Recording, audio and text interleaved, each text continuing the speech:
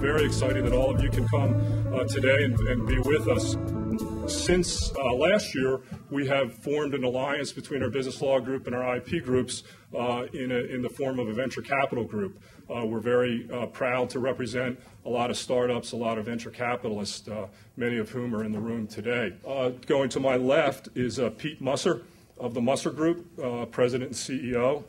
Richard Caruso of Integra Life Sciences, the founder and chairman, and to his left, David King, our friend from Quaker BioVentures. What are the criteria that are important for me to be successful? And here's what they are. Do something intellectually challenging. Work with leading edge technology. Work with people that I like and respect and who respect me. Work on something that will benefit mankind. Solve problems on a personal basis for fellow man. Accomplish something that has not been done before.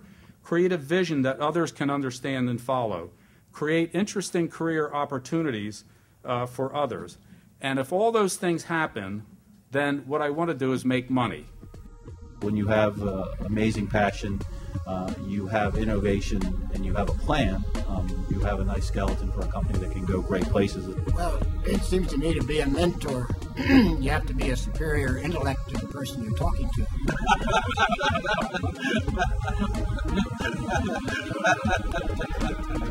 So as long as we've established that, the next thing is there should be some warrants involved. Other than that, Richard, I'm proud of you.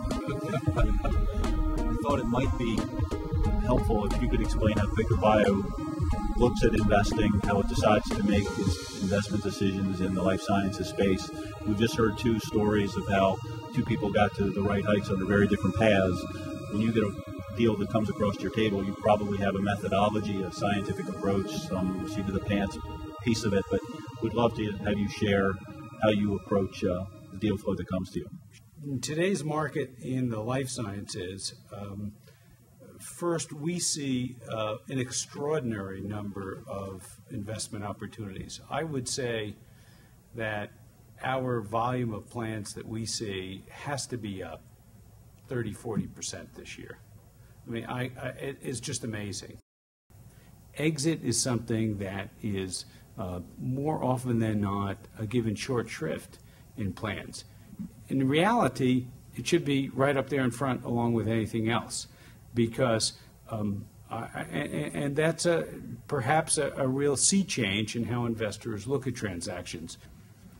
Pete, as you have met entrepreneurs that have brought opportunities your way, do you think that they've served up those opportunities in a sort of clear financial path, or do you think they tend to focus on the opportunity in the market rather than the financial and the exit? I think more of the opportunity in the market, and what we used to like to look for is the entrepreneur that is the chief salesman, because after all, it is sales. You're coming out with a new product or some service. It's all new. If you can't sell it, the other advantages don't come into play. So we used to always like to see the entrepreneur have been in sales and know the customers he's going to go to with this product. We think that's the best combination. And if he then needs some management help, you can bring in management help. But if you don't make that sale, there's no need for help. One of the most difficult challenge of any new life science enterprise was people. Your most important assets go out the door at night, and you cross your fingers and hope that they come back in the next day, because that talent is your most important asset. And here in the Delaware Valley, due to pharmaceutical company consolidation, we have an extraordinary supply of amazing talent. In any event, at least for the foreseeable future, healthcare spending in this country has to be growing at a significantly increased rate compared to GDP, which there is the opportunity. We had to come up with a whole new strategy, and that was, what can we develop as a product that is used by patients who are insured? And we actually came up with what's called the Dora, which is the covering of the brain for patients who have brain surgery. So we came to the conclusion that most patients who have brain surgery are insured, and that's the reason we're now the largest neurosurgical company in the entire world.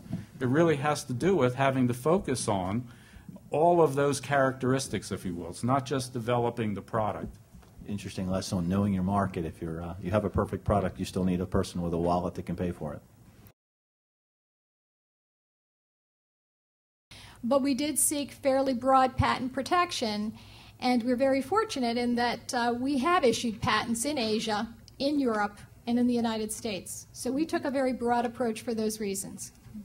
Sure. Ours is more of a biotech strategy, but it is therapeutic focused. So from day one, we focused on filing principally in the U.S., and I would say the 5 other major markets around the world, being very sensitive to, those countries that embrace patents versus those that don't.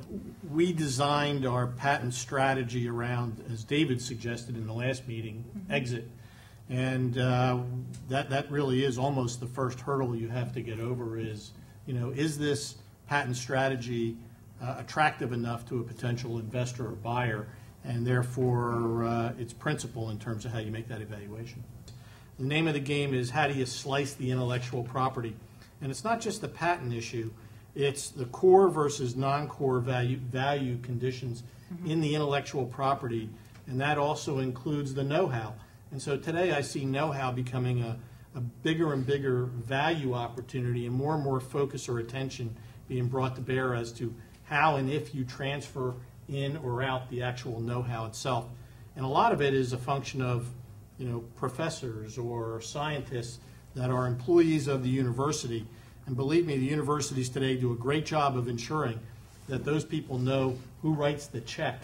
Paul, have you licensed out your technology? I haven't yet. The only thing I would say about licensing in is I've been fortunate so far in not having licensed anything in since, again, the invention came from me.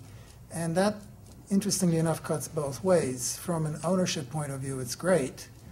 On the other hand, I don't have the affiliation with a major university that sometimes comes with in-licensed technology, which investors ask about, granting agencies ask about. So it cuts both ways. How do you foresee the new healthcare reform law impacting life sciences? Can we talk about licensing again? I'm going to open this up to other panelists if you want to. Well, in our little part of the world, which is home-based primary care, it seems like it's exploding because everything that we saw, that we looked at in the bill, is pushing people away from institutions, pushing people away from nursing homes, incentivizing home care in one way or another, attacking hospitals for recidivism so that 30% of the 25% of the people end up back in the hospital within 30 days with the same diagnosis of the elderly right now.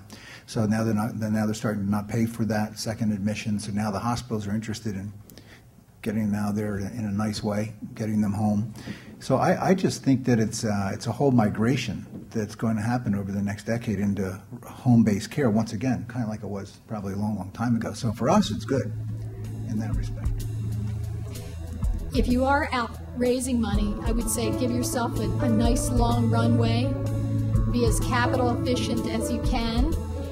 I believe in the last panel, it was David King that expressed the fact that outsourcing is a good thing, and it is.